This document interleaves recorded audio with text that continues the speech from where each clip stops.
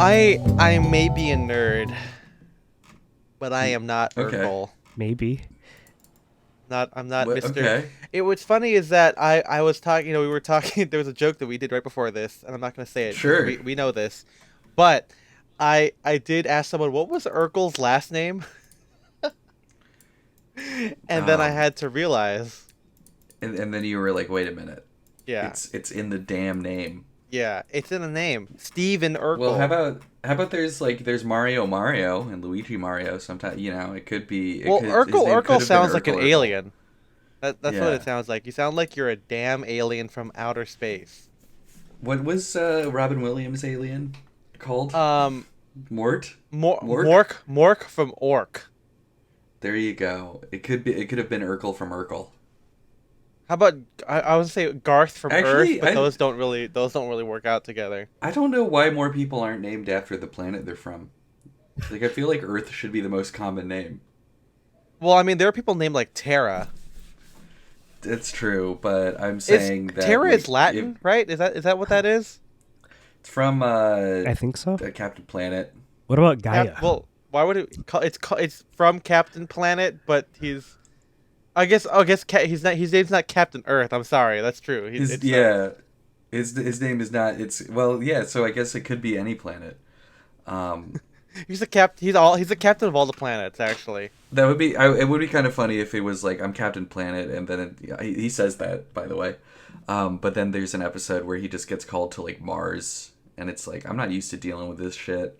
I'm used to dealing with evil, Oil corporate, yeah. CEOs played by Jeff Goldblum and stuff like that. But he's got to deal with some Wait, real alien is Jeff monsters. Goldblum the bad guy in the Captain Planet movie? He's in the TV show. The TV show has a pretty stacked cast. Can you do your Jeff Goldblum impression? I don't have a Jeff Goldblum impression. I could just go, I'm going faster. I wonder if I have one off the dome. Here we go. Yeah. Um, nope. I was Hold on. I just got to say really quick, one of the creators of the show, Yeah. Captain Planet and the Planeteers, is named Tom Beer. That's a man I want to know. He invented your favorite drink. That's right. But Ed Asner was in this. Whoopi Goldberg. What if you Tim were named Curry, after Frank the thing you Welker, love to do? Whoopi. Margot Kidder, John Ratzenberger, Meg Ryan. There's a lot of people in this damn show. Yeah, it's Maurice almost. LaMarche. Oh, my favorite. What are we going to do? No, wait, no. I Yeah, don't know why LeVar I was gonna do what Brain says. No, yeah, what Brain says. What we going to do today, Brain? Same thing we always do, Pinky. Try and take over the world. That's my Maurice LaMarche impression. And it's pretty good. I mean, Thank it's just it's an Orson Welles impression. Orson Welles. Yeah. Have you seen? Yeah, I mean, The French. my favorite thing. Yeah. My favorite thing is in the movie Ed Wood, where they have Orson Welles as a character, and so they get Vincent D'Onofrio to play him, but they got Maurice LaMarche to do the voice because Vincent D'Onofrio couldn't do it, so they just have him dubbed over. Yeah, But it is that the combination of those two people, it is a really good Orson Welles. Yeah, I mean, it's one of those things where does it matter if the character sounds like the person? And in most cases, you don't do that unless they have an iconic voice. Like, you gotta have someone who can do a Nixon voice to play Richard Nixon. You gotta have someone who can do a JFK voice to play JFK. And you have to have someone that sounds like Orson Welles to do anything Orson Welles related. What does he sound like in Mank? Let me look up Mank. Oh, I don't Orson think he does. I Welles. think that's the one where they avoided it because I know we watched that one together during the pandemic, and I was like, Yeah. I was just waiting to get to that point because I'm like, I want to hear. Wait, hold on. Here's the scene where he's talking. Okay, Put aside gratitude, Mank. is that is that what's gonna be it? We're gonna look. Yeah.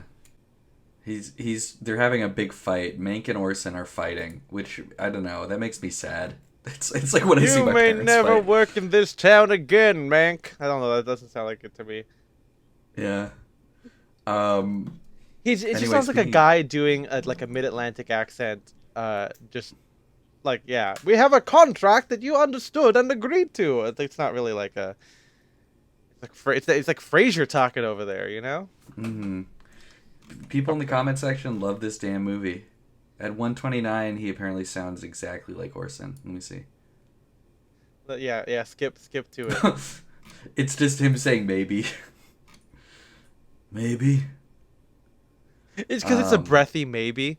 Maybe. It's a breathy maybe. Hey, speaking of breathy maybe, I hear you're getting into a new profession. I am. In Yeah. the low cost industry. Yeah, that's right. Thank you for bringing it back. Yeah. Yeah.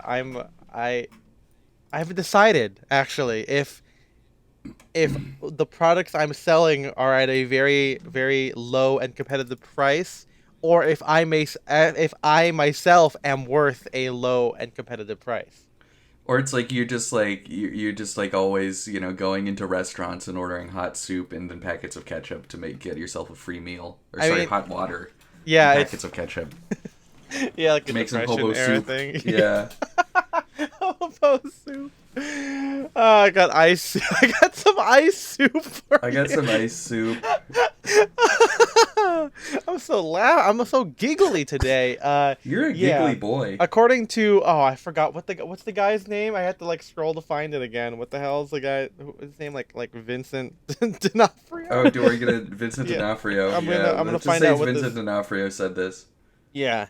Hello, I'm Vincent D'Onofrio as Orson Welles. No, it's this guy named. Nope, I'm not gonna even pronounce that. He says, I look like a cheap pimp.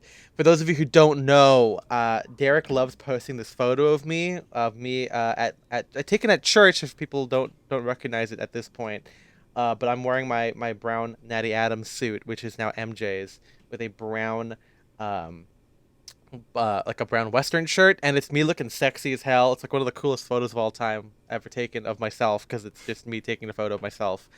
Little masturbatory, as I call it. But Are you it was masturbating right now? Are you doing a Jeffrey Tubin on the Zoom call? Yeah, I'm a Remember him?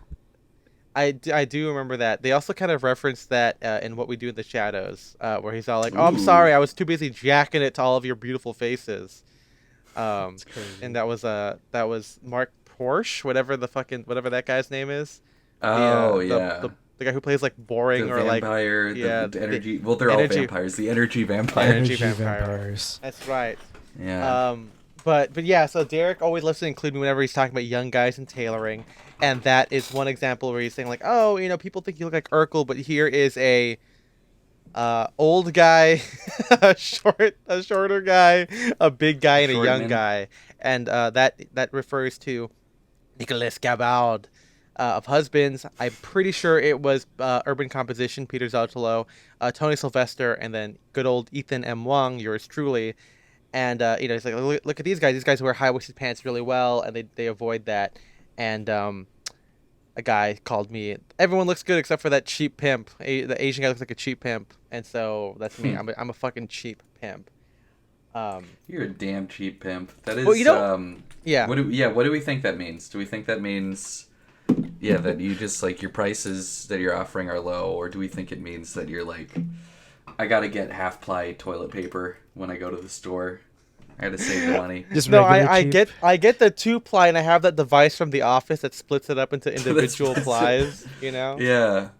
Reply the toilet paper. I don't think it works like that. Reply it.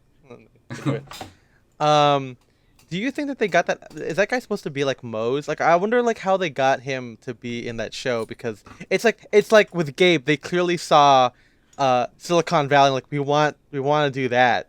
And Did Silicon Valley come out before? He was Gabe? Yeah, I want to say that it does predate Gabe's. Gabe Wad? What are the other calling it again?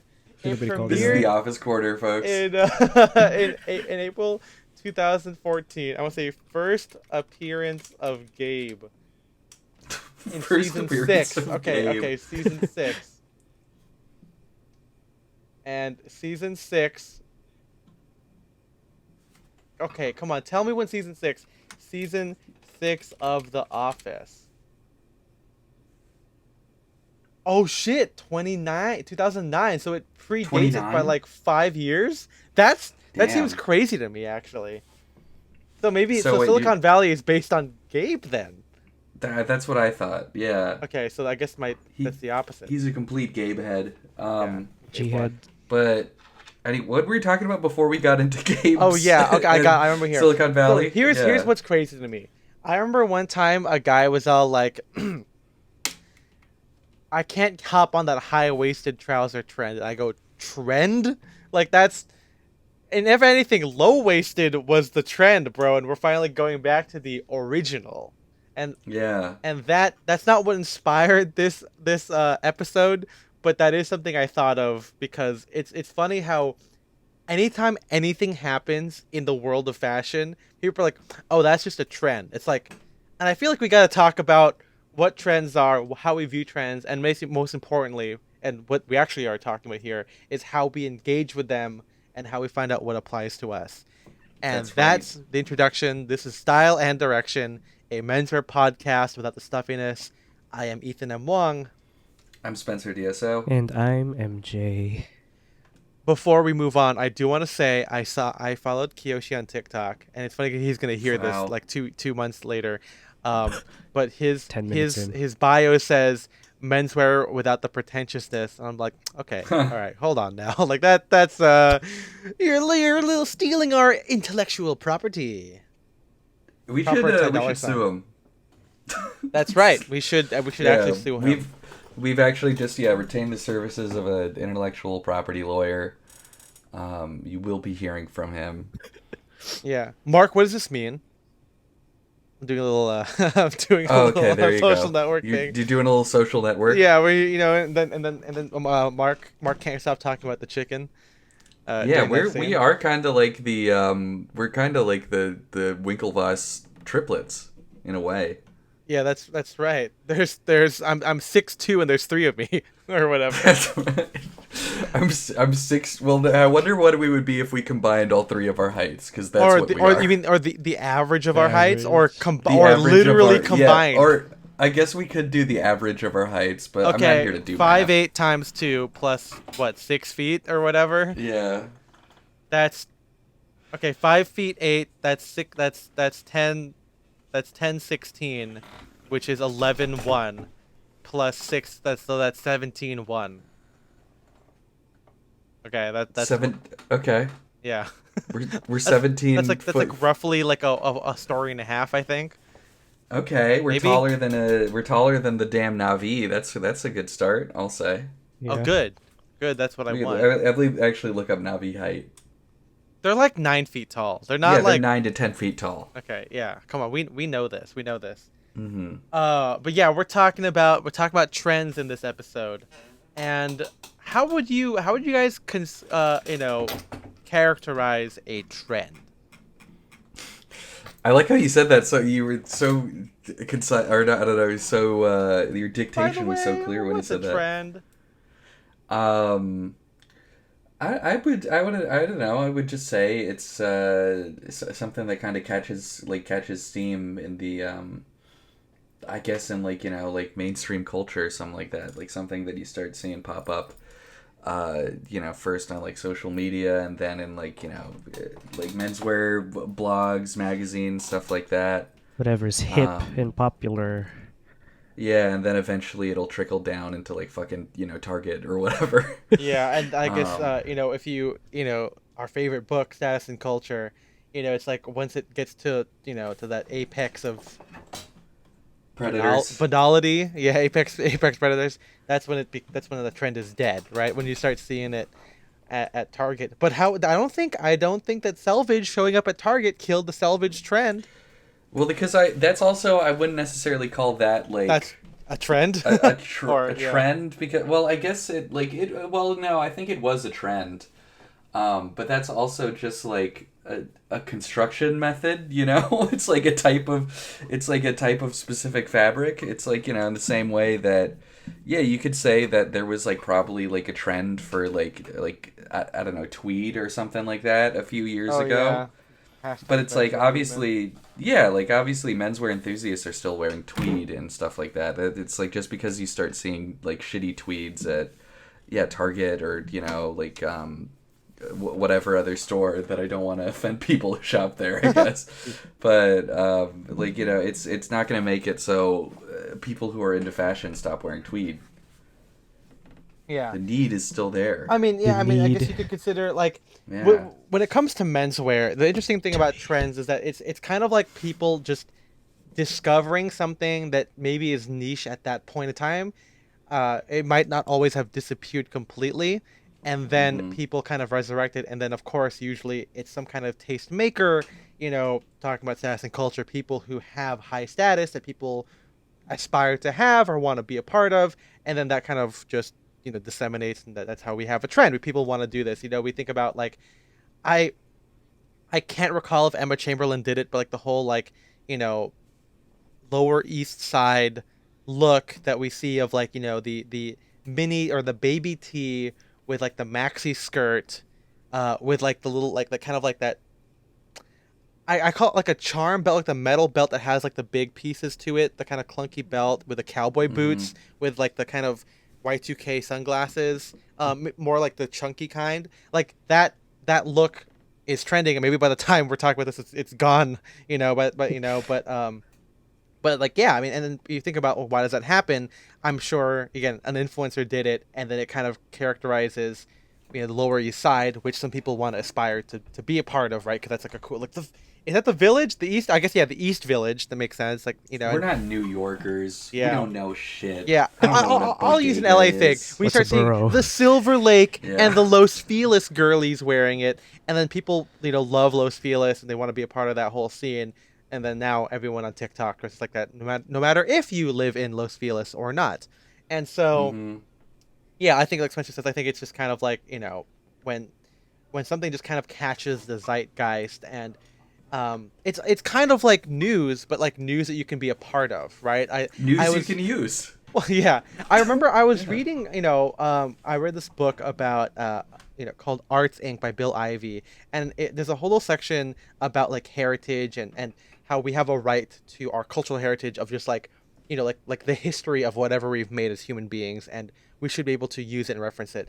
And that idea of preserving the past is like it's like a new idea, right? Like the recorded history is like was like a novel thing back then, and now not just for history, but like having like the tapes to shows. There are lots of shows where they don't exist anymore. But anyway, if you think about like that aspect of it, like trends in terms of clothing is almost like I want to have this thing and then like be a part of this thing. It's culture that you can be like literally be a part of.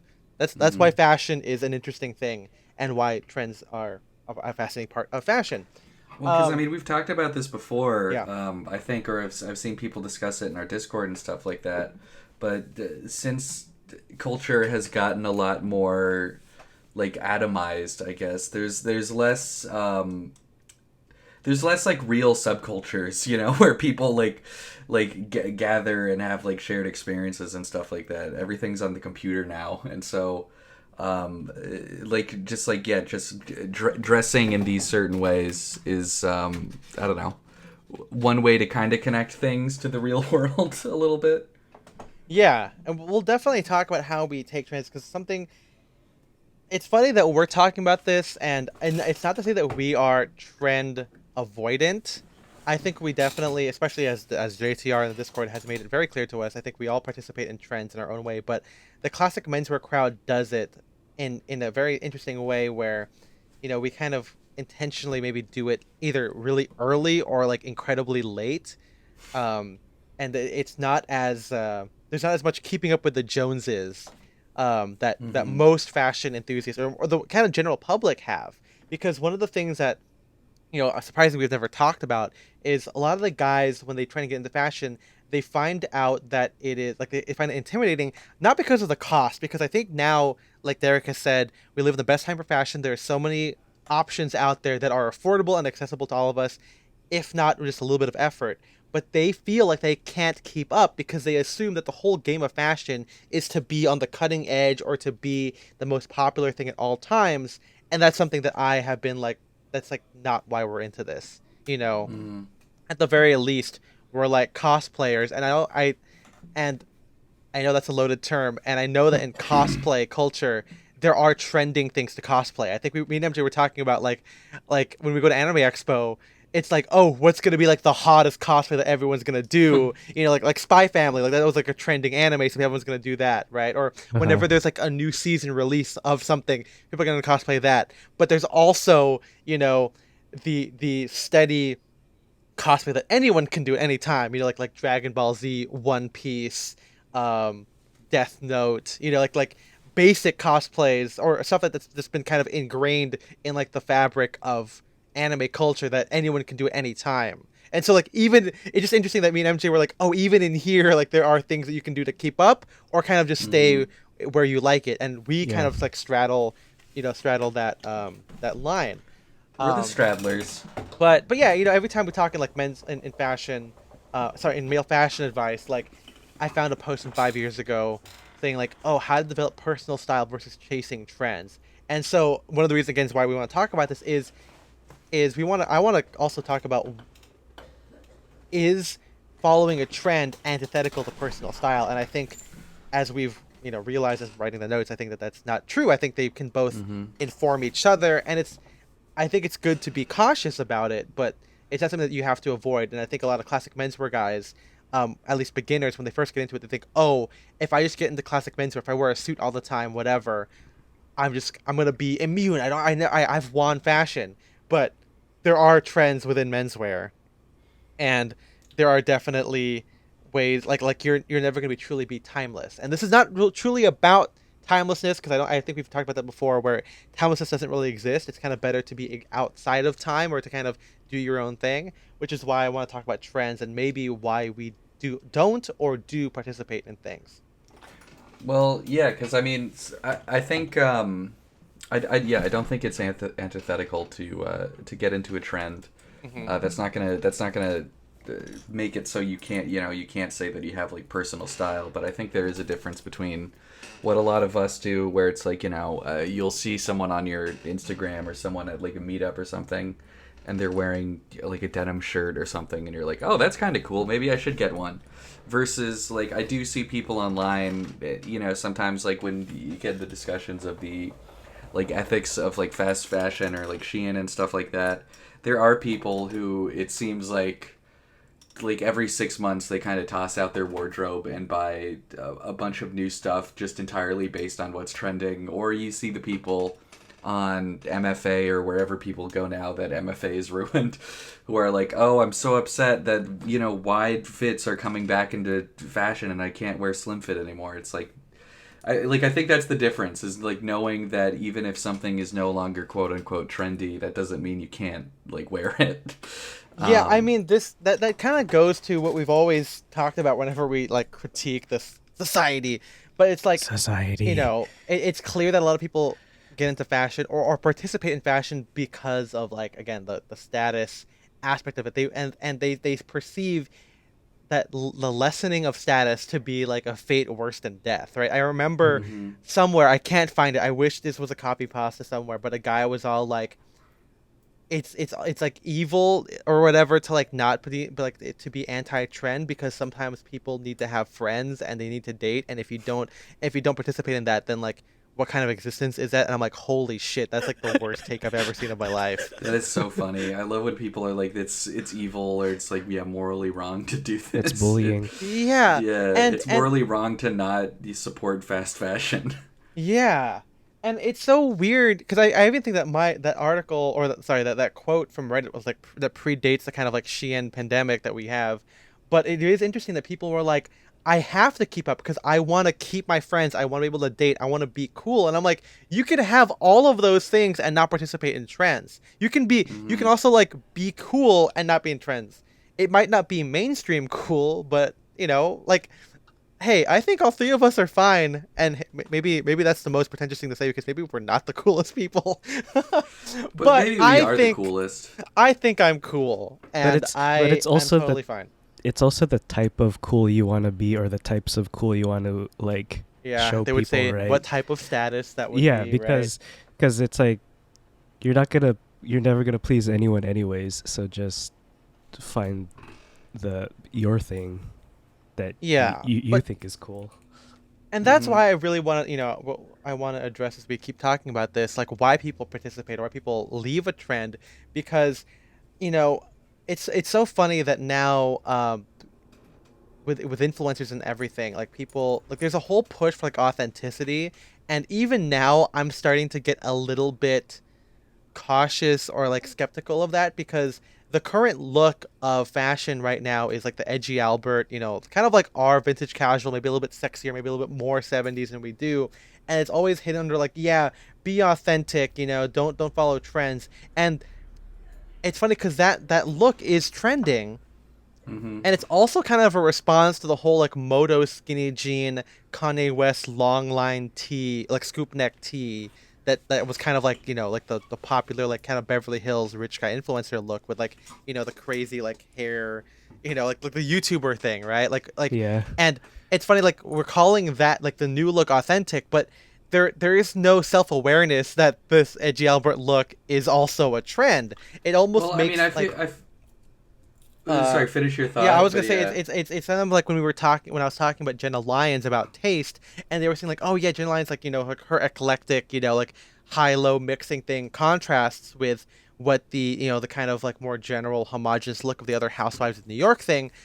But my fear is that people are going to look at Gen Lines and be like, oh, that's just going to be the new look. And then that look will characterize what authenticity looks like. And then that'll just trend. And it's like, it's not the philosophy of authenticity that is trending. It is just what we perceive to be. And so like, Well, it's yeah, just I mean, of interesting. course. I mean, that just, Yeah, yes, I know that culture commoditizes literally everything and just packages because it up into a way that you can buy it. I get it. you could see it, hey, back to movie talk for a second, but you could see that like something like that happening with like Barbie was a huge hit, and then like rather than the studio being like, oh, maybe people want like director driven like female led movies or whatever, any of the things that you could say that people liked about Barbie, they were like, oh, people want more movies about toys.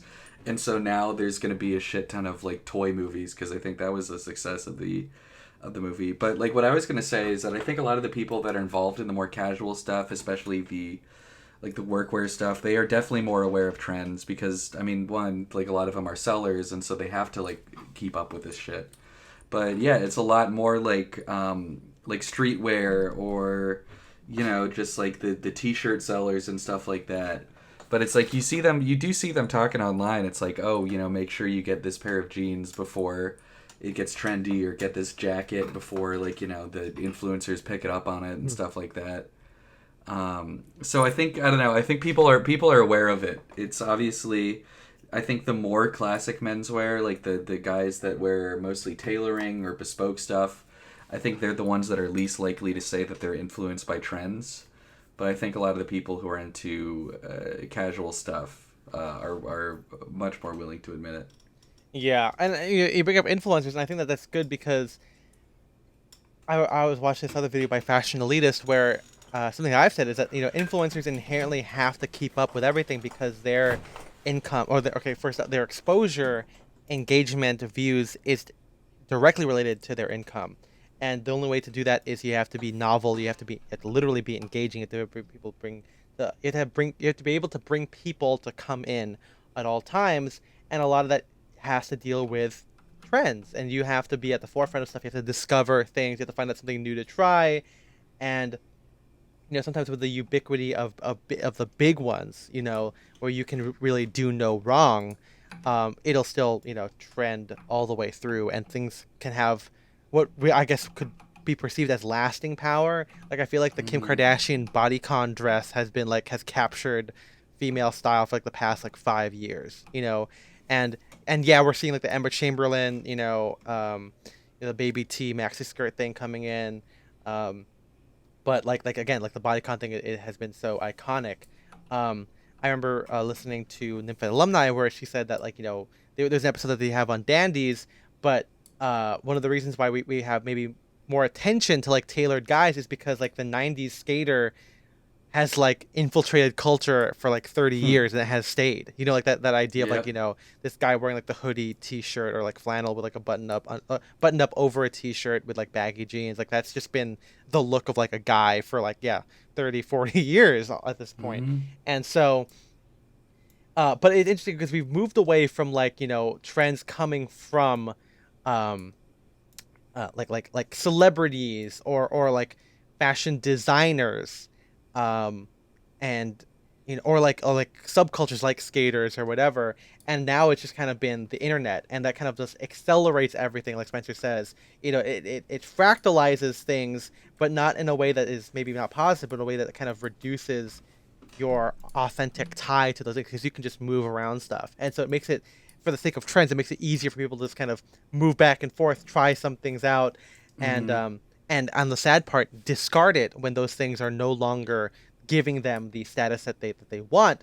Because, and this is my point of view on it, if people can see how easy it is to become an influencer, everyone wants to do that, and therefore you have to participate in the best practices, which then mean if something is not cool anymore, you shouldn't wear it, because not only are you missing out on the new engagement, but you might even drive down your engagement by being not cool enough, and that is also bad. So there's a lot I can. It's it's not exactly you're gonna miss out on dating, but you will miss out on income if you do not participate in Hmm. trends. And the fact, I think that's what makes people defend it a lot more often now, because we can't just say, oh, be yourself, because now people's livelihoods are tied to the internet. And I think that's sad and very frustrating, but it makes it more of a pro, I guess, to follow trends now. And it's fucking crazy. And so I mean, the keeping up is like, yeah, you're like a shark, you have to do that now if you want to have your side hustle, and as you said, Spencer, reselling stuff, like if you're a part of the fashion world in that way, if you derive income from it, it's almost impossible to to escape trends. You have to do it.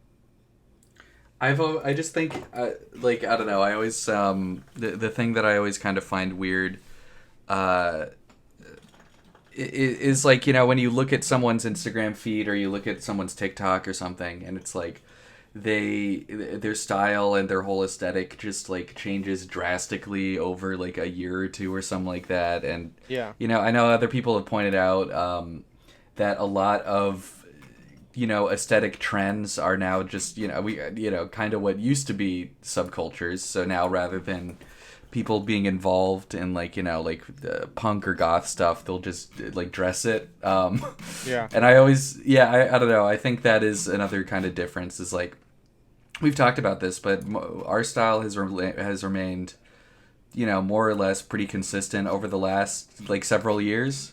Yeah. So I think we've kind of like we figured out what it is we like and what we want to look like. But yeah, I feel like when you are just like there are definitely people that just like just don't really know what they like necessarily, but it's hop from trend to trend. And I feel like that's when it can come off as we've talked about how we were just talking about how authenticity is kind of like maybe a little bit fake, but still it does come off as like very, very fake if it's like like you look like a fucking cowboy in like 2019, and then in like 2020 you look like like a like scene e-girl or something like that, Yeah. or e-boy. I'm not discriminating here. What I think is interesting about people who move so quickly is that a lot of influencers are actually like new to fashion, relatively speaking, and so maybe it is a case of like to give them some credit, like it is Hmm. just them figuring stuff out. Like they're not like us. They haven't been into this for like a decade, or they didn't That's true, figure out yeah. what they like, for this thing. And not to say that we don't change, and we're gonna get into that in the second half of the episode. Um, but it is like like Albert, I think, is a good example of this, where I think his style has largely been the same. I think he's definitely experimented over the past 3 years of like kind of like really really workwear, and then kind of doing like Armani-esque stuff, and then like the 70s thing. Maybe he does like Ivy when he has to like dress up a little bit, and Mm. then now maybe like he's a bit more incorporating a little bit more designery stuff into his style, but like if you think about it, he started making content like 2020. That's like 3 years ago, and maybe that is a long time. But I wrote my blog when I was 2015, and I'm sure that if you go in 2015, you'll see a lot more disparate stuff. And again, we'll get into that later on. Um, but like if you look at now, like if you look at like 2019 to like 2023, specifically in the tailored stuff, hint at a future thing, not a future thing later on, but like my tailoring has basically been the same. It's still spear point collars. Maybe the width of my trousers has changed slightly because I was able to access this stuff and I was more comfortable with thrifting, and um Also, outgrowing my slim stuff literally makes me go, okay, well maybe now I'll just buy the real ones. Um, but yeah, so like it is interesting to see how early people are to this thing, and especially I think how early they are to it can show how much they participate within it.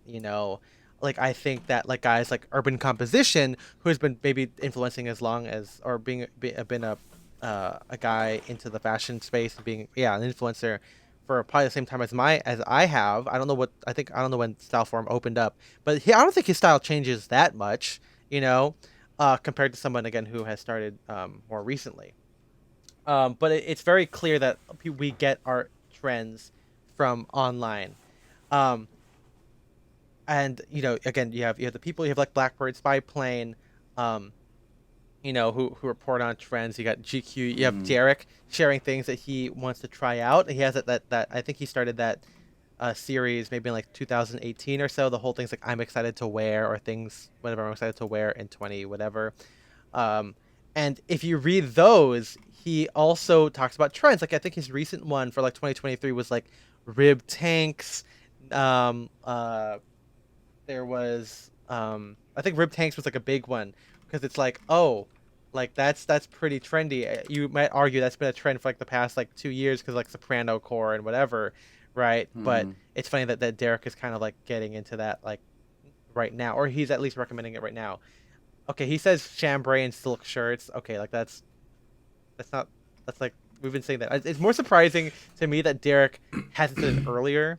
He says Yeah. pile fleece. I guess specifically a fleece jacket from this particular company. But the Patagonia Retro X was so trending like That was 2017. That was yeah, huge. that was many years ago. Yeah, I remember when like when Doug was like wearing his. And hey, Doug, no shade to him. I think Doug's very trendy, and I think Doug Mm. has gone from like I mean we knew him as like workwear. Like I think he was more Ivy when we first met him, like kind of like sick mid century like casual. Then he went to like workwear, and then he did like now he's like all in on like the Armani '90s. Yeah. What do they call it? The like airport looks or like opening night looks. But yeah, I think it's interesting. Like, yeah, and again, this is not bad because for a lot of people, these are new things.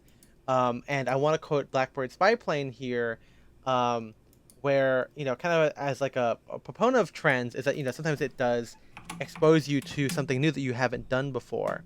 And in a world where the Blackbird Spy Plane calls an astroturf community, it can be hard to like differentiate between like hype beast, to, like really hyper trend focusing toward just like trying something out. And at the end of this article, which I'll link in the just in the show notes here, he talks about like participating in trends is almost like you know well, I guess participating in fashion in general is like doing stand up. It's like, some stand ups, they want to make comedy for comedians, and some people want to make comedy for the bachelorette party in the front row.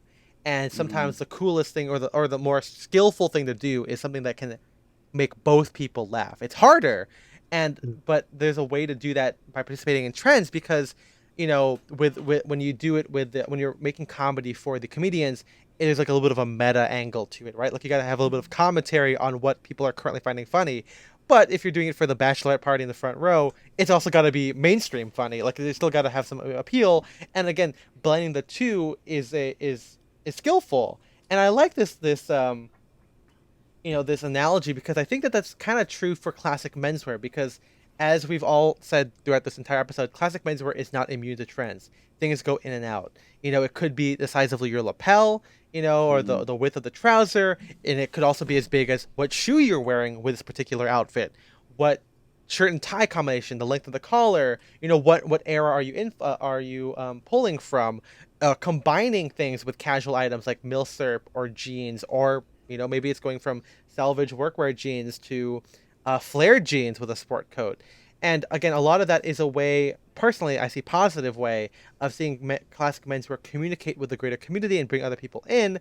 But it also, again, shows the skill of classic menswear to kind of be open to various forms of expression that can make, again, a general person go, oh, that's cool, but also a fashion person go, that's also cool. Mm. And so let's bring that to how we engage with trends and where we get it. And I will say before we get into the internet stuff, I think a lot of classic menswear that we kind of referred to or said in previous episodes is that we engage with it by looking at old photos and illustrations. That is probably one of the biggest ways I get inspiration. I don't I think that obviously it's probably like when I say big, it's probably like 51% illustrations and like 49% a person I follow that's also, vintage or American classic menswear styled. But there's something cool about illustrations and photos. And I want to know if obviously you guys have that too, but why do you guys think that is? Is it like because like old stuff is just cool? Is there like gravitas because it's not like an influence? Like, oh, look at me, I'm looking at James Dean. Like, not to be that guy, but it's almost like we're that guy, like James Dean over Edgy Albert or whatever.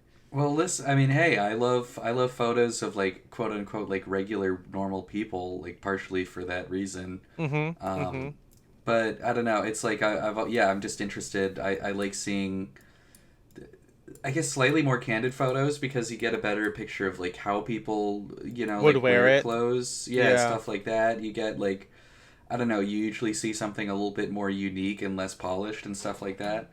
But I'll just say I think that one of the big differences, um, in terms of like how we like deal with trends is like I don't know, again, like our style is we're not necessarily looking to just like wear what is like quote unquote cool and popular. We're fucking weirdos. We're creeps. We're weirdos. But yeah, Jeez. but Run. exactly. Yeah. Yeah, But we don't want her to run out, is what I'm saying. Women. no, but it's like what like generally what we're trying to do with our style is like the people into classic menswear are usually either trying to develop like one particular aesthetic or style that they like, or trying to just figure out what like what looks best on them in terms of like fit and styling and all that stuff. And so Yeah. that in that case, like I said, you you have pick you up have on to keep up trends. because you have to because since you try and define yourself as one thing. Therefore, if anything changes, you have to change it for that reason. Is what Well, you're no, I'm saying, not. right? I'm no, what I'm saying is that like it's like if like so if you're a person that is really interested in developing a particular aesthetic, and you see something online that you think might fit that aesthetic, you see it because it's trendy. You see it on your For You page or your recommended feed or something like that. Yeah. You can try that out, and that's if you like it, you'll continue wearing it forever. Versus someone who is in it just because they like it because it's trendy and they're gonna wear it for 6 months, and then when it's no longer cool on TikTok or whatever, it's going in the garbage. It's going to Buffalo I don't want to Exchange. play with you anymore. Yeah. Yeah. I mean, we're like maximalists in a sense too. So it's almost like, I mean, well, again, we're trying to get into that here, but like we kind of use trends in the way to enhance what we currently have, or we add on to it, and maybe we just like trends that are that are smaller in that sense, where it's easy to kind of get something new. Like I remember, like Spencer, you wore Converse for like the longest time, and then you're like, okay, well now I want a new sneaker. And then one of the new sneakers you got, other than like of course the deck shoes and authentics, which we wear all the time, was like the Nike waffle racer, right? And that was kind of like a new thing for you. Like that's kind of definitely different. That I would argue would be on trend, right? Like the kind of 70s, 80s retro sneaker.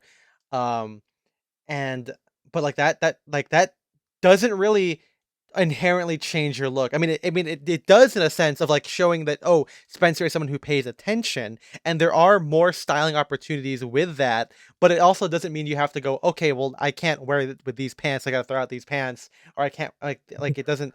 It also doesn't replace your deck shoes. It just gives you an alternative to the No, current exactly. rotation. And that's one reason, one way I think we're different. Hmm. But one we're different from the other people. But what before we move on to like our the ways we've done it, I also want to say that with old photos, I like that the photos are more quote real. Of course, people pose back in those days, but I think it is free from the online rat race. It's not a influencer photo. And of Unless you're course, watching a still, you're looking at a still from the movie Rat Race. yeah.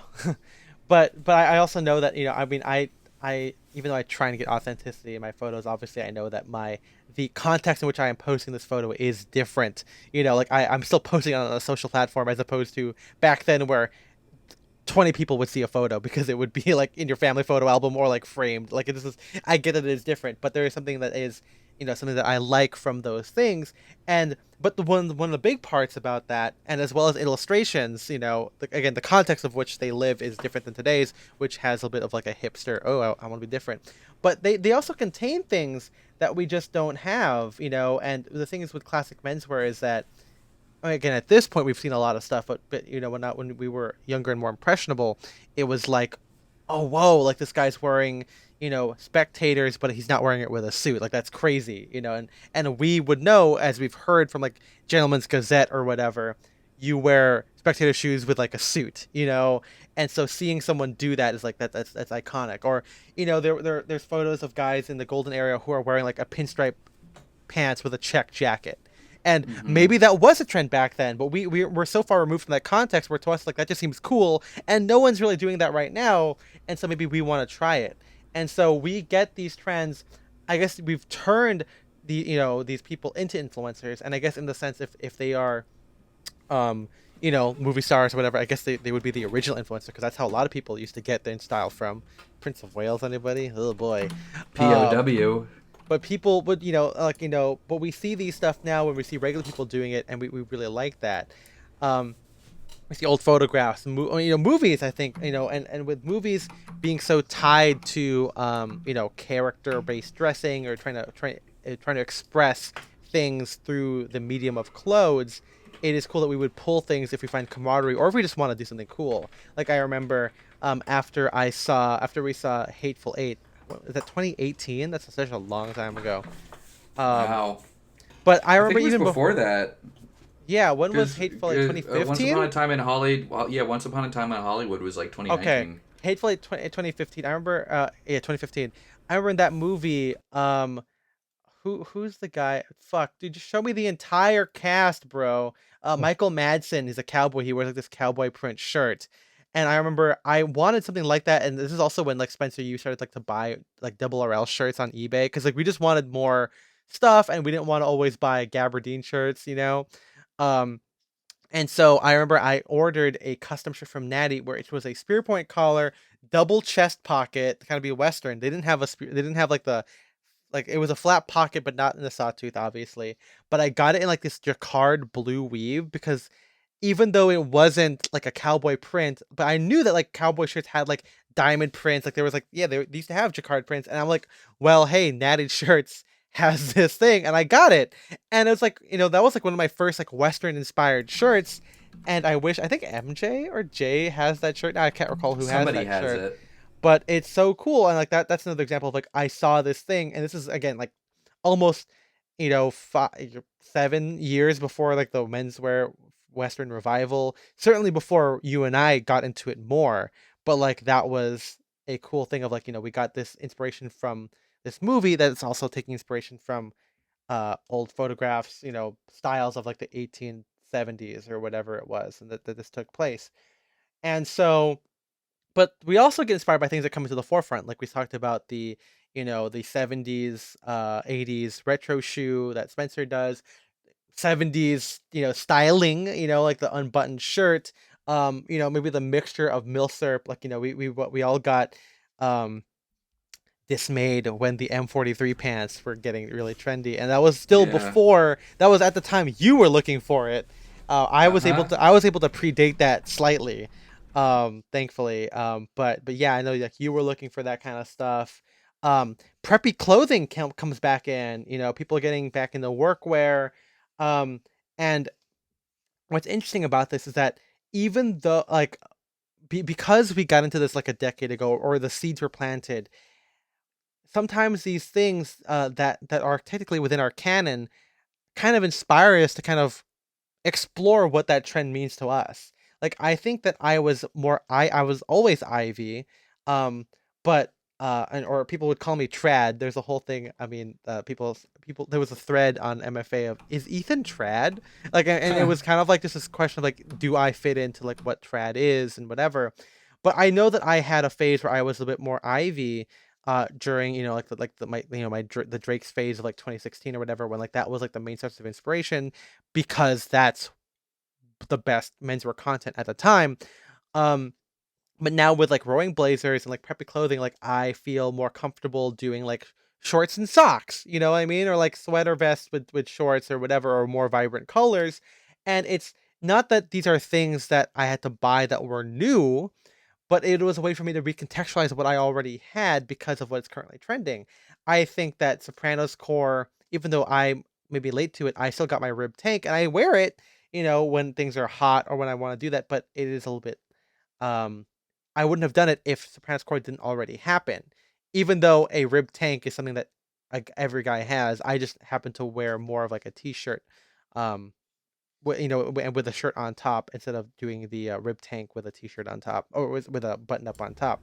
But I mean, Um, it's like sometimes yeah, just about like getting that vocabulary. Like if you don't necessarily if you don't see something, you might not you won't even know it's a possibility.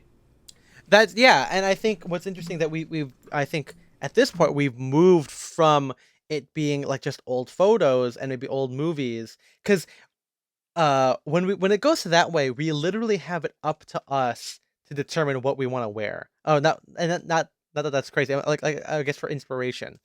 And I think with old photos and old movies, or well, let's do old photos and illustrations. With that one, there's so many of those, right? Like I haven't worn every Esquire Man illustration. I could. I have so many clothes. I could do it, but I don't actually do that because there's just so much of it, and that can feel almost like at that point you start to feel a little consumptionist, right? Like you're doing it because you have to, and it's good I think with trends that because we are so far removed from like the actual like keeping up with it for our livelihood, trends almost seem like a fun experiment for us as a way to, like Backward Supply Plan says, to communicate with the mainstream, to like be a part of that conversation. And it has the ability to make us feel a bit more contemporary and more not timeless, but exist outside of time as opposed to us just cosplaying things. Um, and I think that that's cool. Again, like I think of the retro shoe, where it's like what you do this thing, and it has the ability of making your fits feel a bit more fresh. It also maybe fulfills a practical need where maybe you don't want to wear your 10-year-old Converse anymore, and you want to give them a break. And it also gives you some new ideas. That also goes down a bad rabbit hole of like, well, you have to always buy new things to keep your wardrobe fresh. We'll get into that in the future probably at some point, about consumption. But yeah, I like that, it does give you some new possibilities. And for me again, with old photos, like it's largely the same. And so and I have a lot of clothes, and so seeing some trends makes you go, oh, why don't I combine the stuff I already have, right? Like again, I have the deck shoes, and I would, to me, maybe this is my most pragmatic thing, I'll wear deck shoes with casual clothing, chinos, shorts, and jeans. But then maybe I'll see sneakers worn with a suit, like common projects or whatever, and I go, Hmm. oh, but what if I did my sneakers with a suit with like a knit shirt? And of course, I'm not gonna do the whole like um LA Beverly Hills real estate guy, even though that's kind of, it was a trending thing from like 2016 or whatever.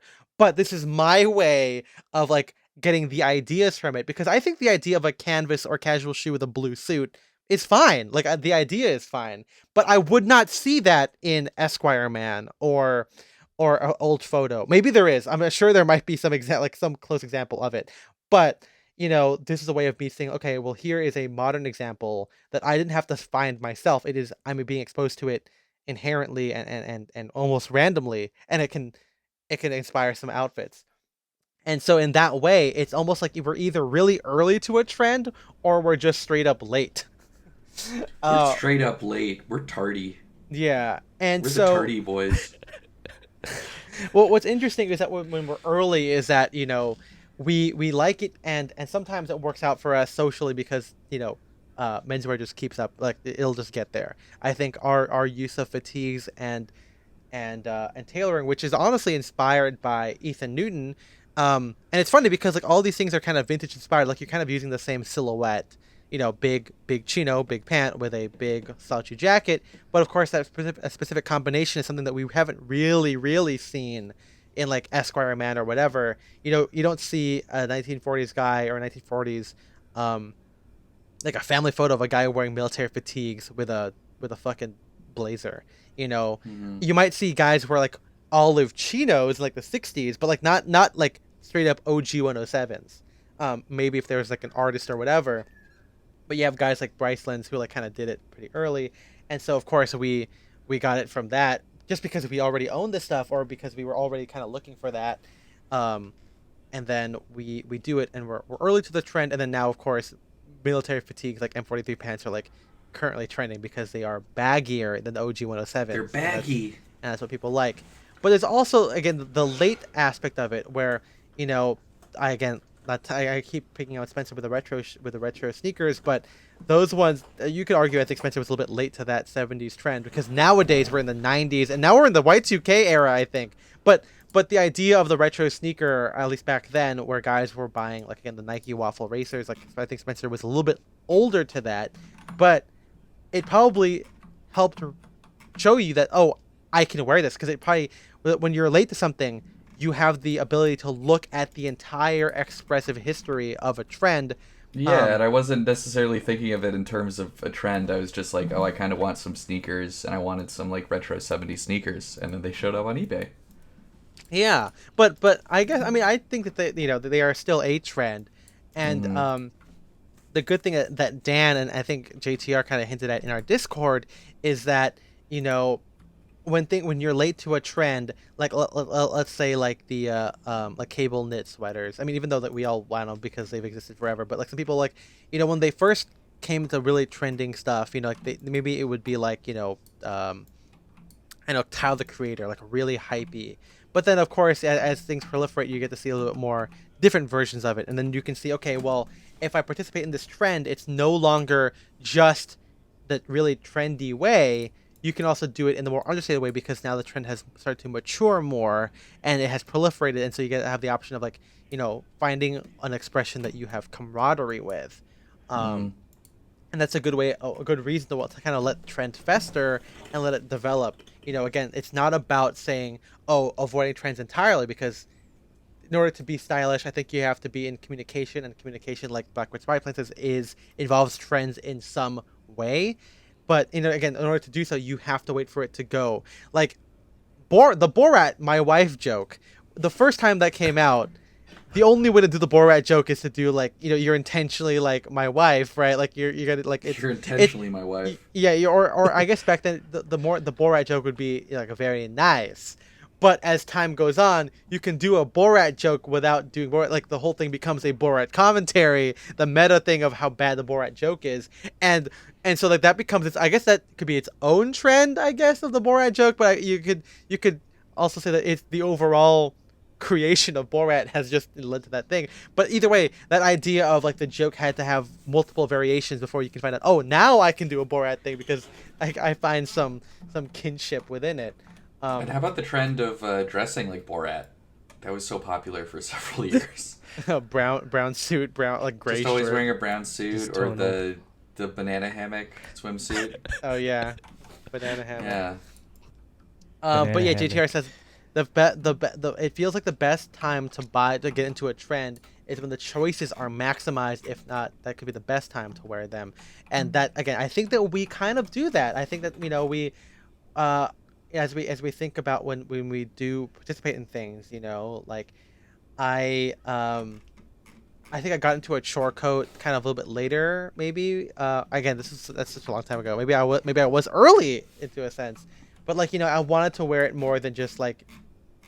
No, I think I was actually there early. Actually, Okay. But I'm trying to think. I mean, I know that this is kind of the whole point of the episode, but it's like a little bit funny to talk about short coats as though they're a trend. When it's just like saying it's like, oh yeah, the trend of wearing t-shirts and pants.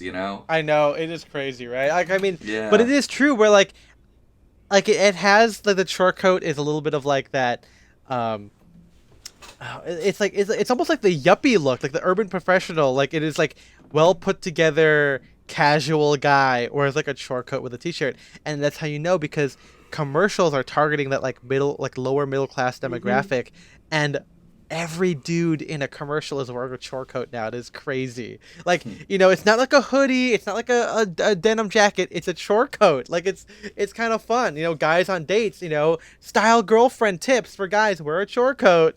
Buy it from Yeah, fucking Buck Mason or whatever shit that people are buying from. people love Buck Mason these days. Yeah, I never even heard about them until like recently. Here's the thing: I'm so far removed.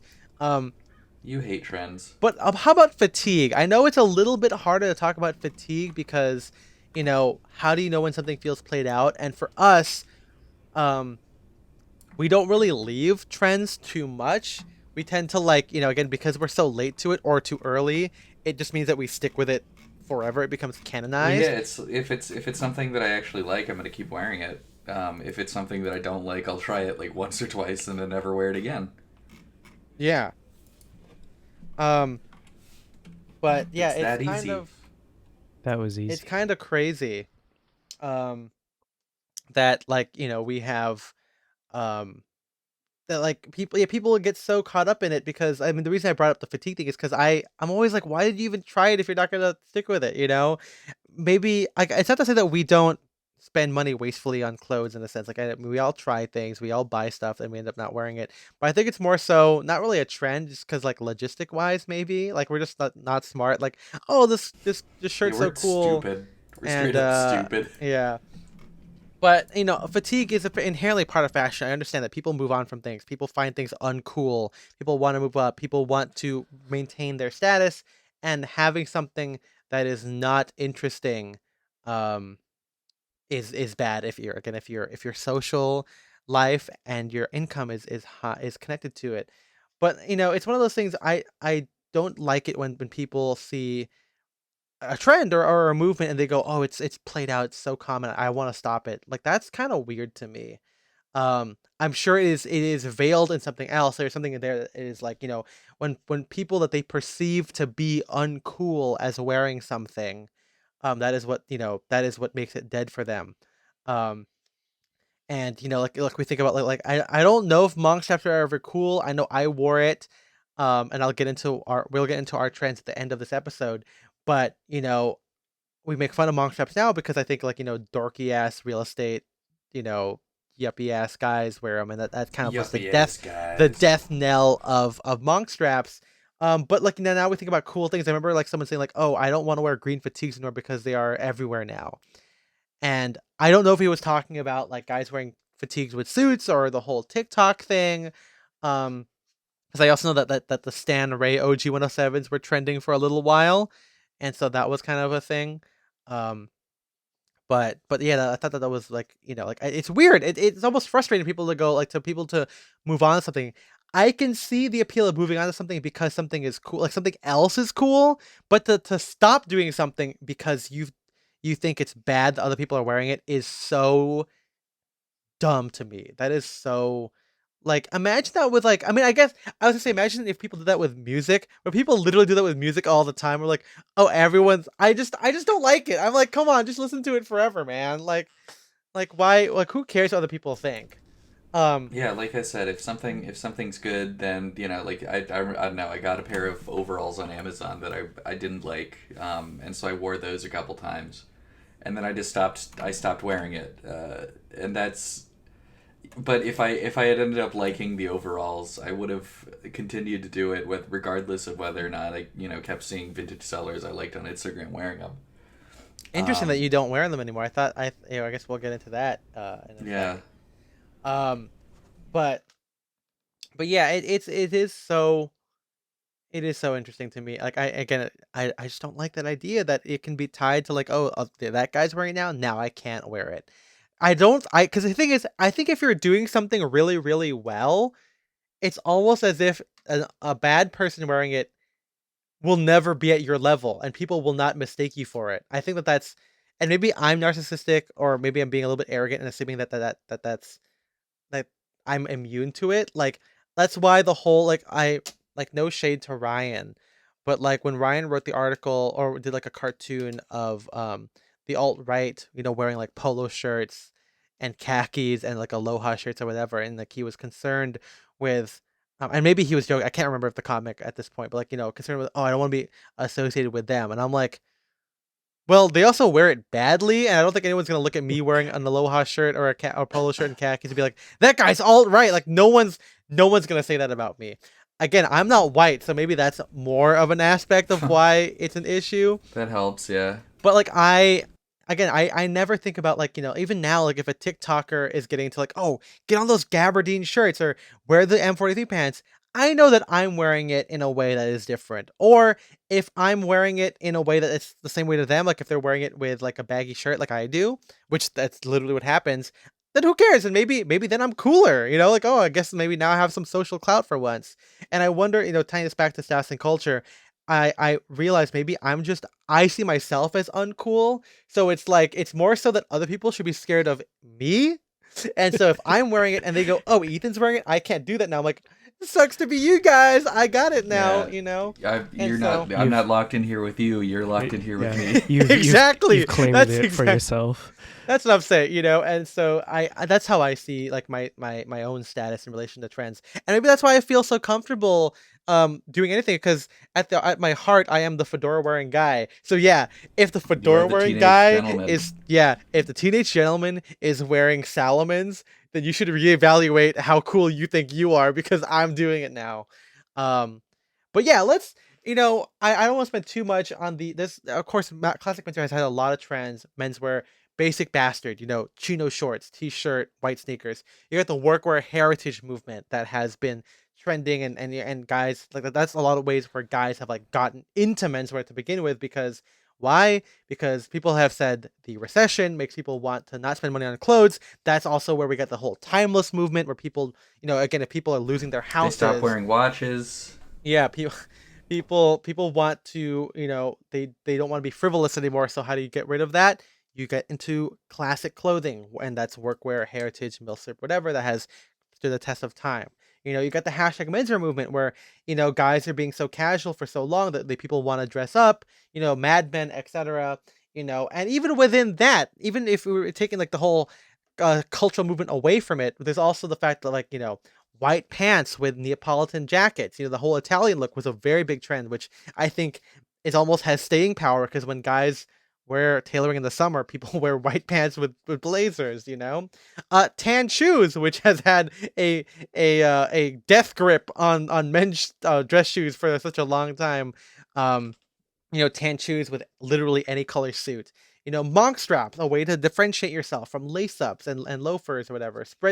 I think what's funny is that and also sockless anything, sockless Oxford's kind of a move there, a rebellion against wearing socks, I guess. But even with like a even really micro trend, spread collar polos. When some guys saw like some Italian brand did that, everyone started doing spread collar polos. In fact, now MJ, tell Uniqlo to stop making spread collar polos, because that's all that they fucking do. Hey, they're addicted to them. I send feedback literally every week, and they don't listen to. You know what came back? Button down collar polos. That's another trend that came back. I remember that came in like at the like 2014, 2016 with like when it had spread collar, like the hashtag menswear. Then it stopped for a while. Yeah. And then now it's like back for some reason. Fairly recently, like all the mall brands are like doing it again. But yeah, it's crazy. Spear and McKay brought theirs back, and it's funny because I think I'm sure JTR hates Spear and McKay, and it's like maybe when Spear and McKay does it, it's like dead to menswear. Like I do think Spear McKay kind of killed safari jackets. You know what I'm saying? Like it's just, and I remember like safari jackets were cool. I think that the way that people wore it was bad. I think the way Spencer, like you wore it, and the way that like vintage guys when they would wear it like with tailoring with military stuff, I think that was cool. But there's something bad about like the tailored safari jacket where it's like it fits really really closely. Maybe it has like it doesn't have like the military collar, it has like a spread collar or something, and people do that with like a poplin button up shirt, like a poplin spread collar shirt. I'm like, you can't sometimes you can't hashtag menswear things, and just kind of ruins that. Menswear it. But current menswear trends, I think, that have a little bit more staying power, maybe because fashion has matured. Like para boots, I think, have been kind of in. The para boots are kind of like the new tan shoes in a sense. Maybe that's kind of a reach because para boots are a bit more casual. But I think the Doc Martin Adrian loafer, the Doc Martin loafers have kind of replaced the tan Oh, with the shoes. tassels. Yeah, those have replaced, I think, the tan shoes for like the current hashtag menswear, where guys wear those tasseled, chunky loafers with like chino pants or whatever.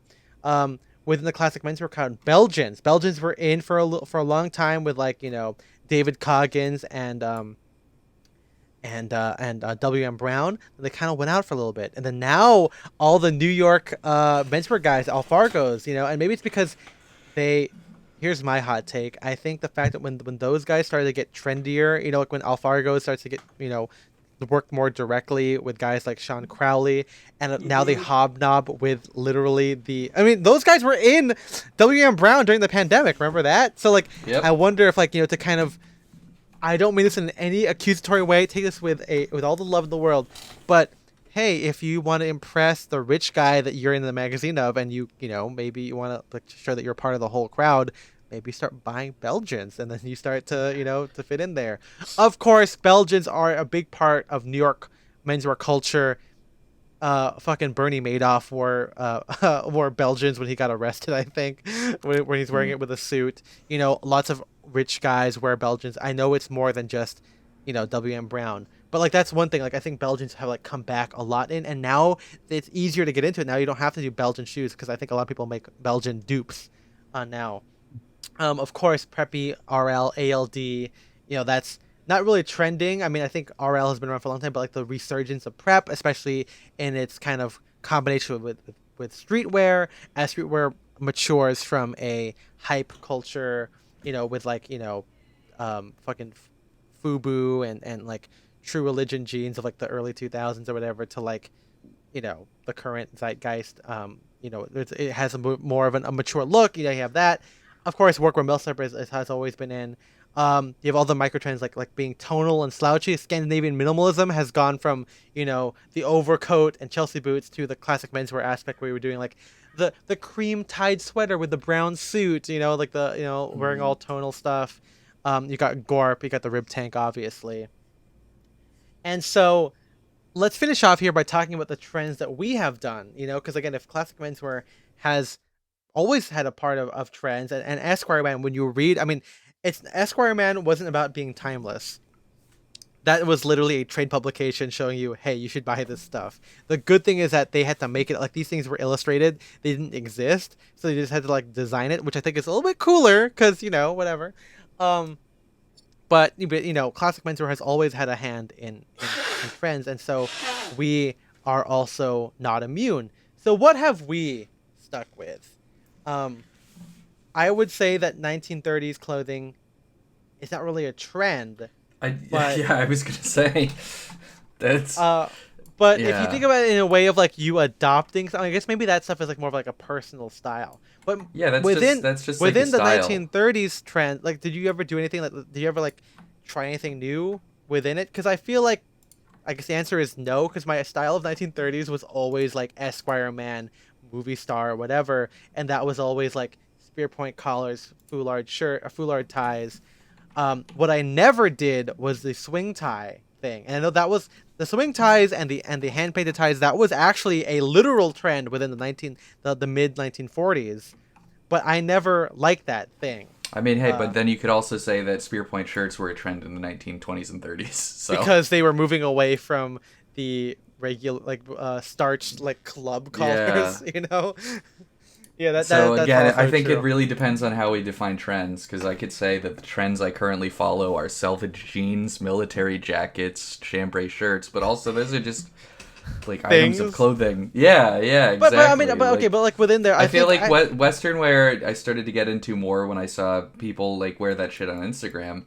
And that's like something where it's like I've seen people like Western wear has come back and died, so many times. And I don't give a shit. Anytime I see people like on Reddit or Style Forum or any of the online like fashion forums talk about like, oh, is Western wear dead? It's like I truly don't care, because I'm going to continue wearing my sawtooth shirts, regardless. Because it's something that I saw and I kind of picked up on, but just ended up liking, so I'm sticking with it. Well, what's funny is that for a lot of people, Western wear, as we kind of alluded to earlier, required like a whole look change. But for us, it was basically just buying the shirt, kind Mhm. of. I mean, I think maybe there were times when I do more Western than you. Maybe I guess maybe that's more 70s than you because I will wear it with like my flared dungarees with a Western shirt. So maybe that's a bit more intentional. And I guess that did require new pants from my end. But then that's also because I knew you owned the dungarees, and but yours were the World War I variation, where it was Yeah, like just they're kind of a the. straight leg, like a Mhm. regular wide leg. And I kind of wanted it, but I already had straight leg jeans, and then of course 70s came in, so all of that kind of combined with I want dungarees, I want military dungarees, I also want flares. Don't want straight leg jeans because I already have those. I don't can't I cannot find boot cut jeans. So therefore, these things all combine into one thing, and now I can do all of it. And so now I can do literally anything I want. Um, but that's kind of one way of us looking at it. Where like, yeah, like when we participated in Western wear, it wasn't like the whole thing changed. It was just, oh, I'm gonna buy a Western shirt, and bingo bango.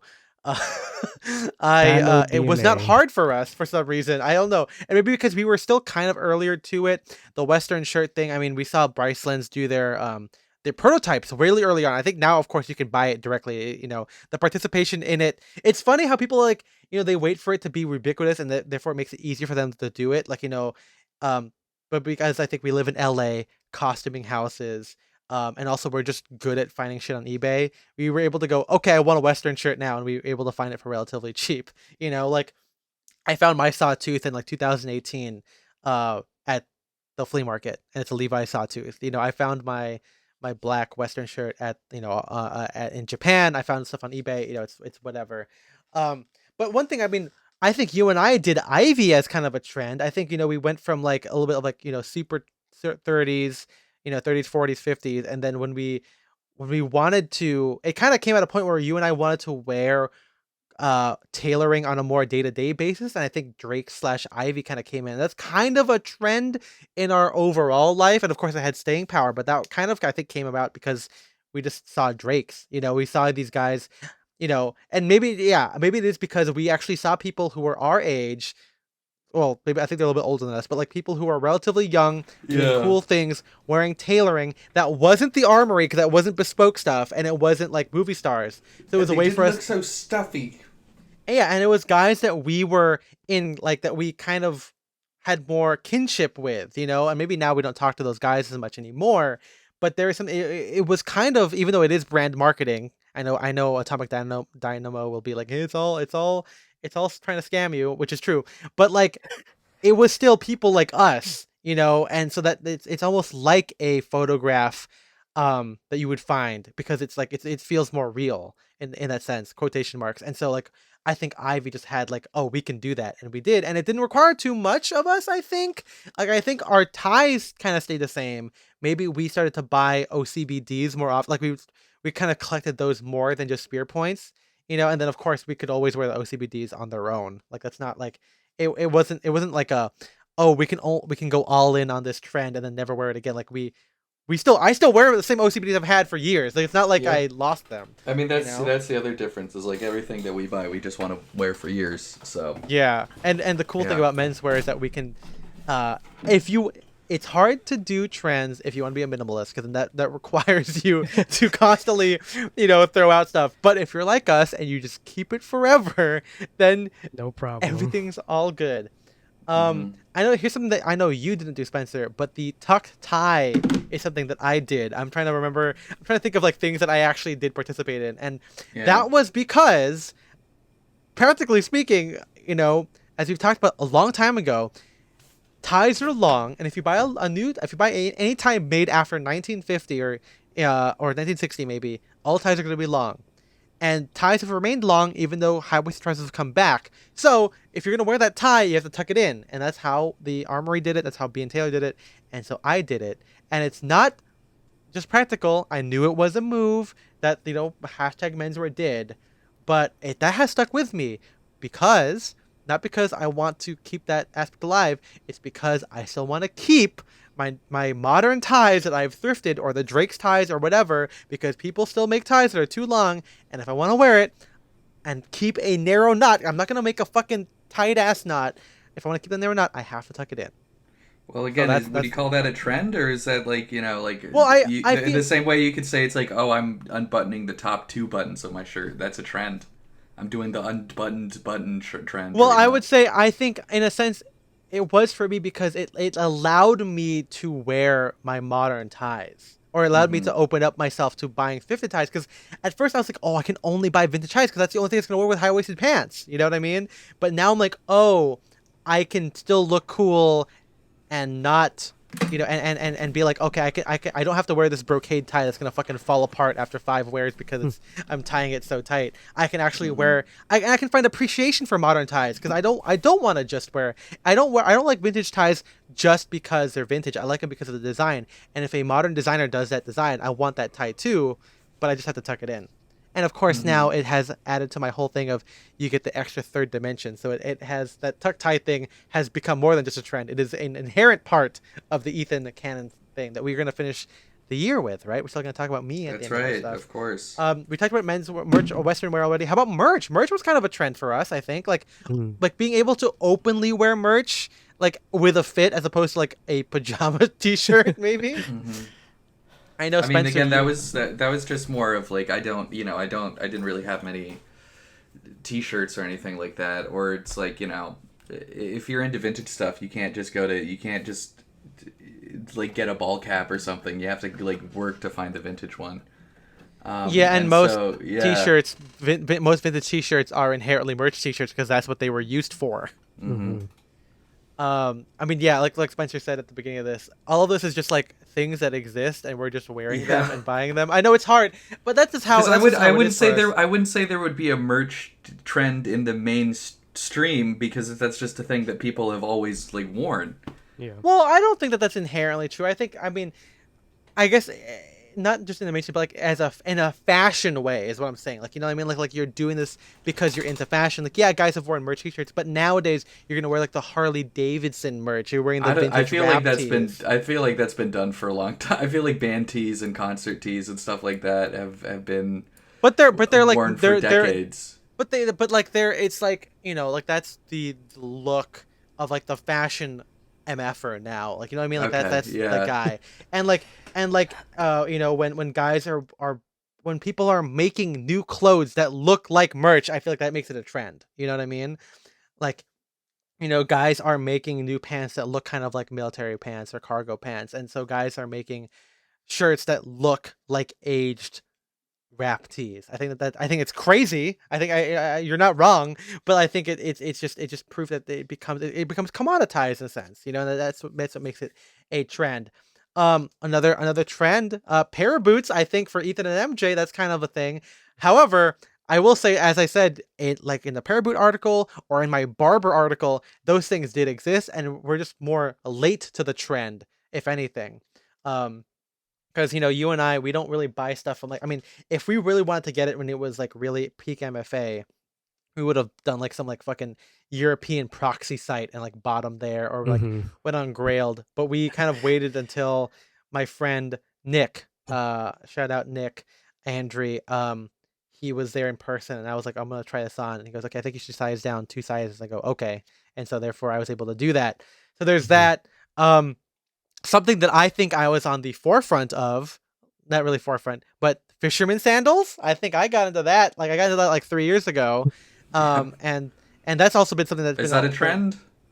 I think so. I mean, I think Okay. because guys are really wearing it now. Like, I'm on TikTok more than you guys, so I do see, Okay, sure. But like I'm fisherman just sandals. saying, at what point are you? It's like, oh yeah, I got boxers. I got joined the boxers trend. I got the socks trend. Well, here's the thing. Today, right now, I'm wearing the pajamas and t-shirt trend. Right, Well, as we're here's the thing.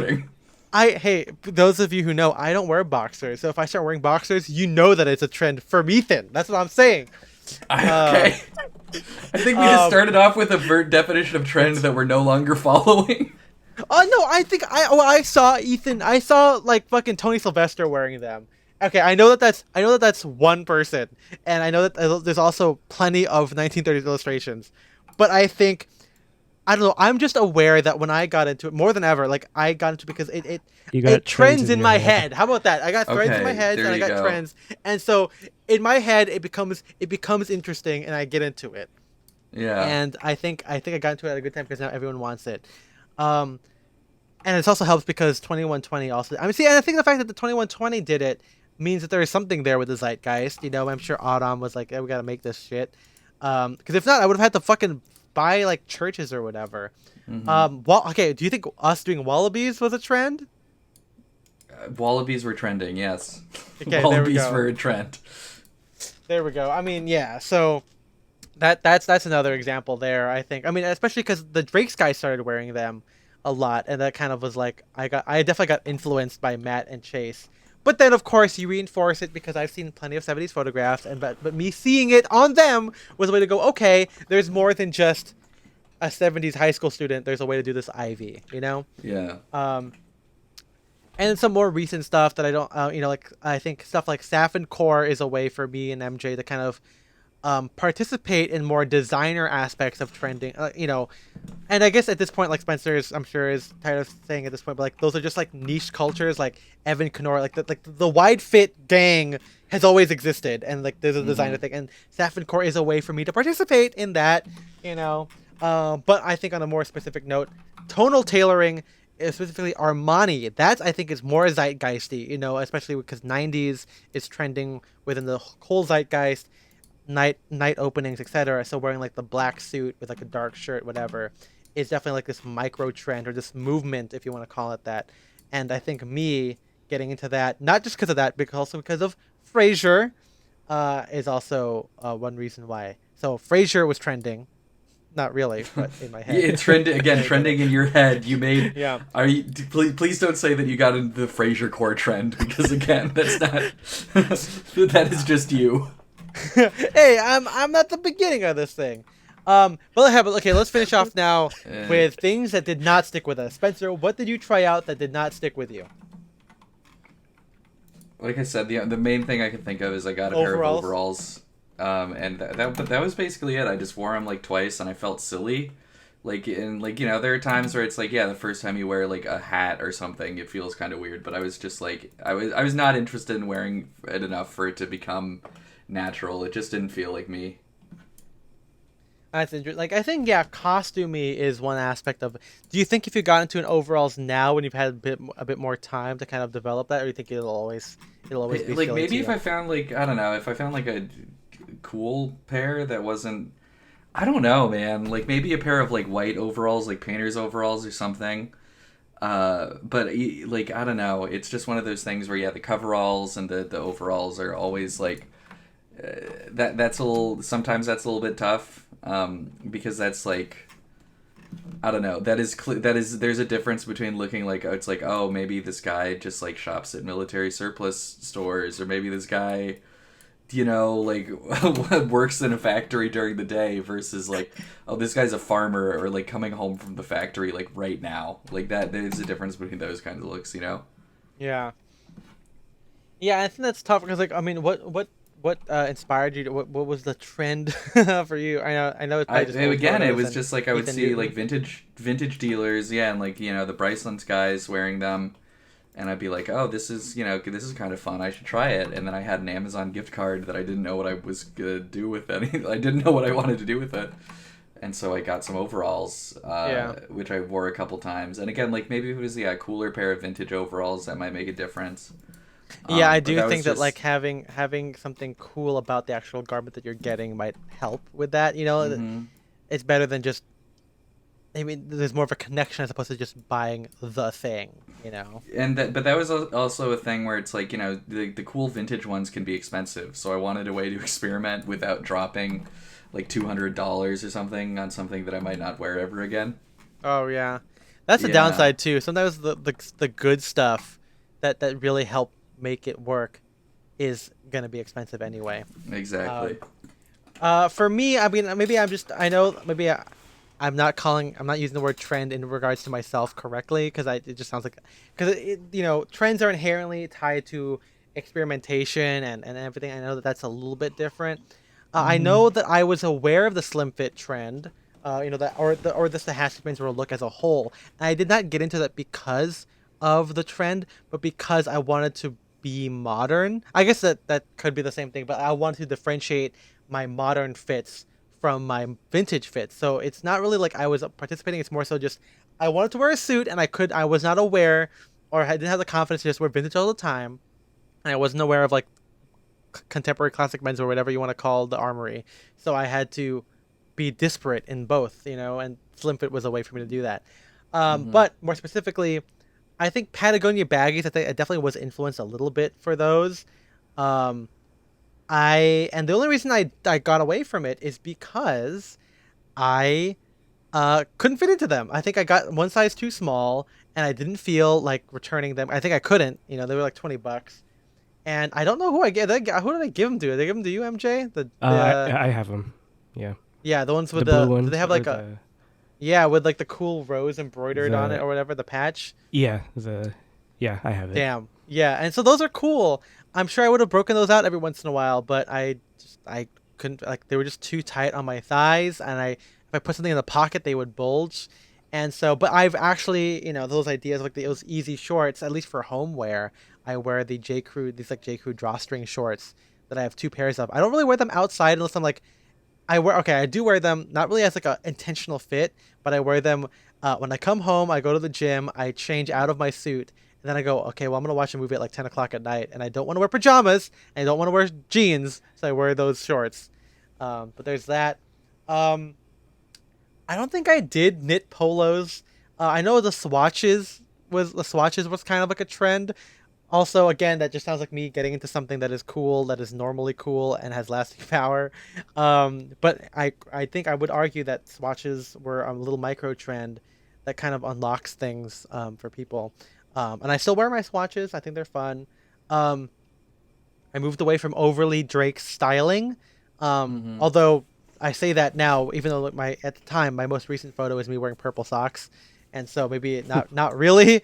So there is that. But like work vest, I think the vest part was definitely like a trend or a small experiment for me.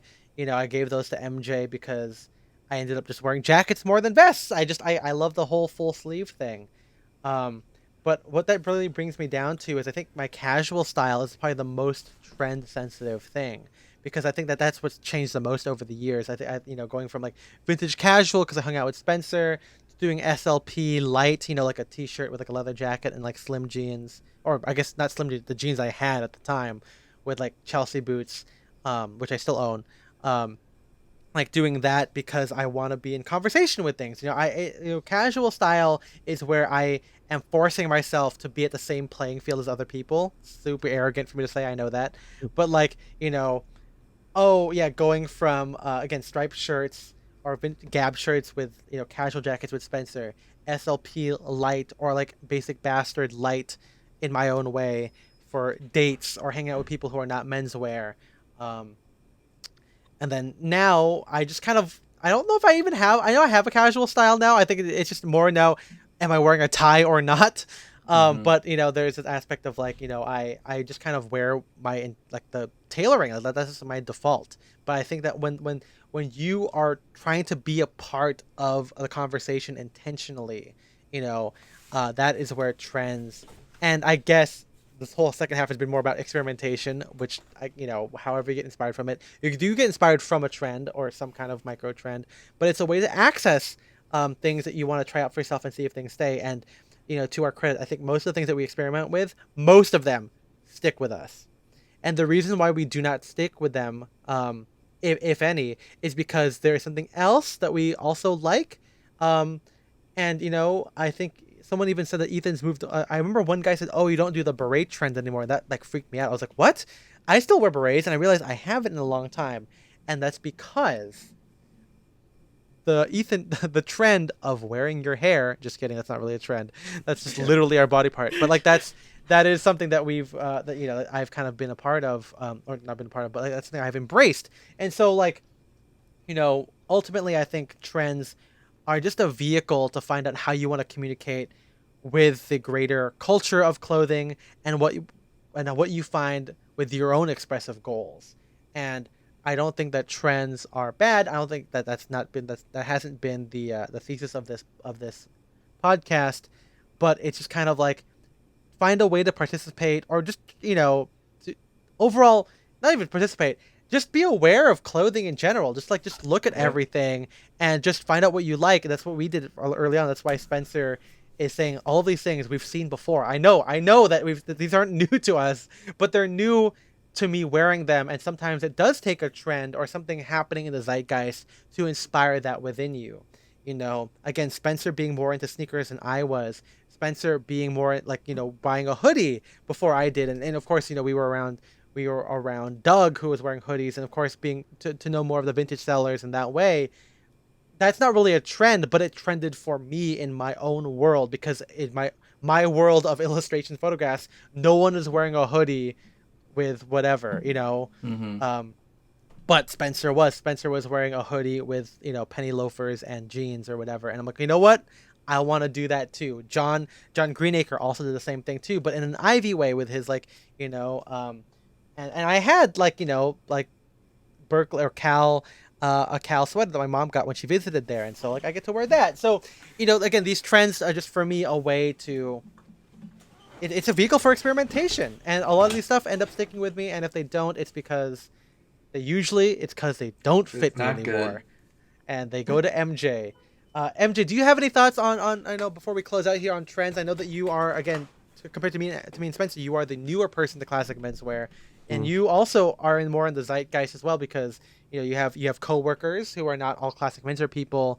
You have those damn plastic clogs, whatever the fuck they are. That's pretty trendy to me. Yeah. To me, yeah. It's funny because Spencer, because I experiment a little bit more than Spencer, but I know that those aren't inherently trends. But everything you do, not everything you do is a trend, but like you do more trendy stuff than us. So any other closing thoughts? Yeah, I mean, like, I guess for me recently, things that I've picked up, yeah, the the plastic or foam clogs is probably one of them.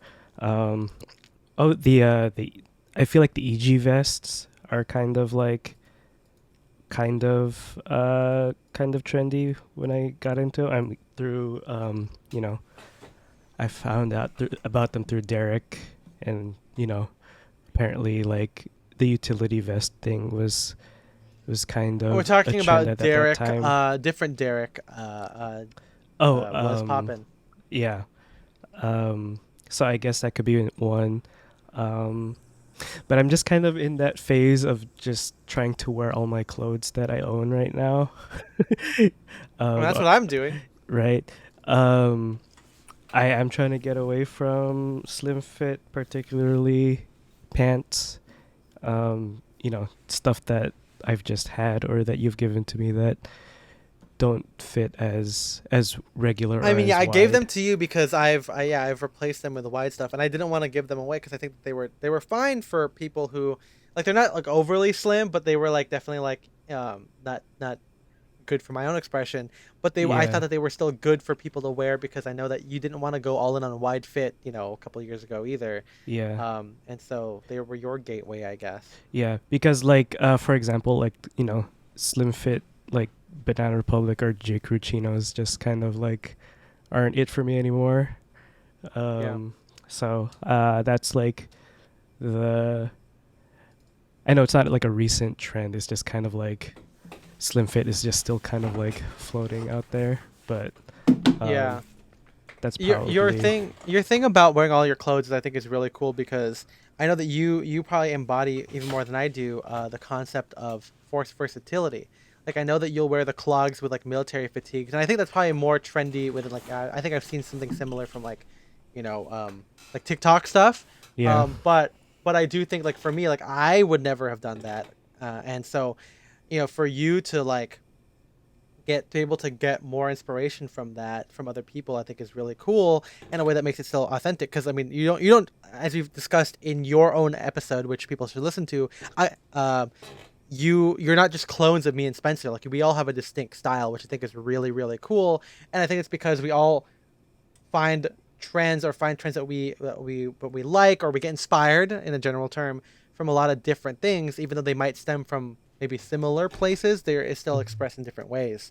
Um, Yeah, but you also, I mean, we also, none of us, me and Spencer, would probably just never wear clogs to begin with. yeah. Um, Oh, one and thing that yeah, the go last ahead. part. Well, it's not really a recent one, but I remember rugbies were kind of like a thing Oh for a yeah, while. that's kind of a Yep. trend. Not really, because Rugby's I were know. a trend around the same time that the fleece thing, the whole like Yeah. 80s, 70s athletic.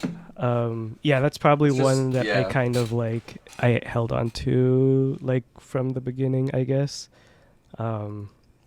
Obviously not wearing it much now because it's like 90 degrees every day, but Yeah, right now I'm in the summer trend. yeah, I'm in But pretty I'm soon in I think I'm going to be in the fall trend. I'm in the heat. Yeah. I'm in the heat trend. It's the a hot SoCal trend heat today. Yeah. I mean, I might take I a mean- shower trend after we stop recording. Might take I'm gonna do a lunch trend. You think we're Yeah. on the podcast trend? That's right. We are doing a podcast trend right now. And I started the blog because of the blog trend, kind of, right? I mean, I was Mhm. still, and we were late to all of them, and we're still doing it 8 years later. So technically, we're doing the same thing. If we decide to do it, we're gonna do it forever. I think the whole point of this episode, of this extra long episode, is that you can just, if you like something, wear it, and it doesn't matter if it's popular or not. It's fine. Just keep wearing Yeah, it. just do it. That's the whole thing. Mhm. I'll end it there. Thank you guys for listening to the. I had like one more thought, and I can't remember it because I think that you preempted it with your very succinct way of putting it all together. Oh, I was gonna say, I know that a lot of people are gonna listen to this and be like, those aren't trends. That's just how I dress, and I realize that as I've been talking to Spencer this whole time. But I think what makes this interesting is that because clothing is one of those things where you can only wear one thing every day. I mean, unless you want to change it up every single day, like multiple times in a day. You do have to decide what you want in that moment, and that's why a lot of people decide to do one thing, which is what makes them volatile to trends, where you have to like, okay, once that has been overplayed or done with, then you move on to the next thing. But not everyone is like us, where you keep everything forever. So that's why, like Spencer says, if you like it, you should wear it and keep it forever, and wear it till you get patina and it rips and you repair it and whatever. And that way, it's not a trend. You don't have to change everything. You can just stick with it. And that doesn't mean that you can't be influenced by trends. But when you do it, it's best to do it in a way that makes sense for you and that you know that you're not going to give it away just because it's not popular. If you can't fit into it, RIP. That's on you. There are other reasons you might stop wearing it, but you shouldn't wear it just because it's not on Instagram anymore. That is correct. But Yep. you know what is on Instagram, Spencer? We are. That's right. You can go to @StyleDirection to follow us, see all the cool photos of the things that we like. We post inspo. We post stuff that we talk about on the podcast there. It also has a link. Actually, no, it doesn't, because the link goes. We don't have a link in bio thing, because I don't want to pay for it. I guess I could write that off. But anyway, you can go to patreon.com/StyleDirection. Access to our Discord if you subscribe. $5 a month gives you access to that Discord and our long list of bonus episodes that are full of movie talk and silly talk and Dr. Poop. Hi, I'm Dr. Poop. Your son's a witch. That's right. Dr. Stephen Poop. But yeah, it's a cool place. We'd really appreciate it if you like the podcast. You know, think of it as like a tip jar that you get some bonus stuff that you didn't ask for because we do it anyway. That's right. $10 a month gives you access to all of that. Plus, MJ says your name. MJ, who are we thanking? We are thanking our Sadcast fanatics, who are Shane Curry, Philip Gregard, Henrik Wilberg, and Alexander Batten. We appreciate you guys so much. We thank you guys all the time. You can follow me on Instagram at Ethan M. Wong. I'm at Spencer DSO. I'm at Aya MJ. And don't forget to read my essay, because I'm definitely going to write about trends on the blog. Read it at a littlebitofrust.com. We'll see you next time. Bye-bye. Bye-bye. Bye-bye.